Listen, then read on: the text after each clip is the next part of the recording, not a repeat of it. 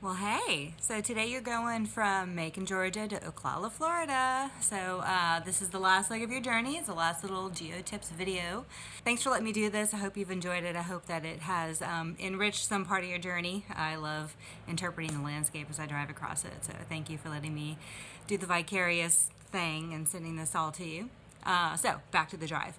You're basically going into coastal plain, so it's all very flat, and it's all draining into either the Gulf of Mexico or the Atlantic Ocean, depending on where you are. I think your entire drive drains into the Gulf of Mexico. Something that's interesting, I mentioned that Florida is part of an accreted terrain, and the basement rocks of Florida actually used to be a part of what is now known as Africa. The last time the continents split, a little slice of the African continent stayed attached to the North American continent. So the basement rocks in Florida are of African origins, which is really kind of neat.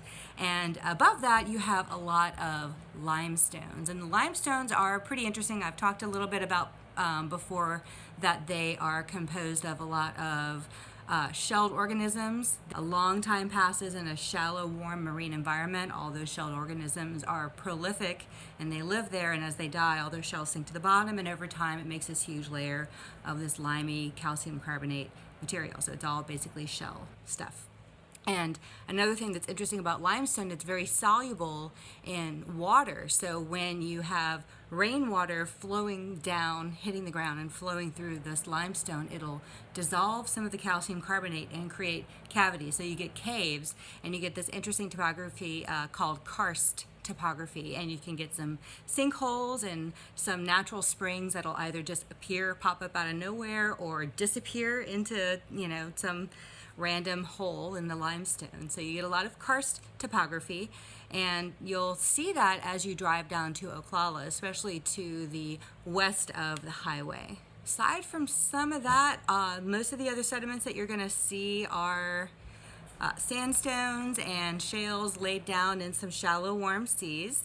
The coastline of Florida has fluctuated tremendously over time. Florida used to be about twice as wide as it is now, when the sea levels were a little bit lower. When the sea levels were much higher, there was only just like a little bit of it exposed, maybe just like the highlands that along the central spine of Florida. That's what I got for Florida, and I hope you've enjoyed your drive, and I will look forward to seeing your lovely face again sometime soon. Bye.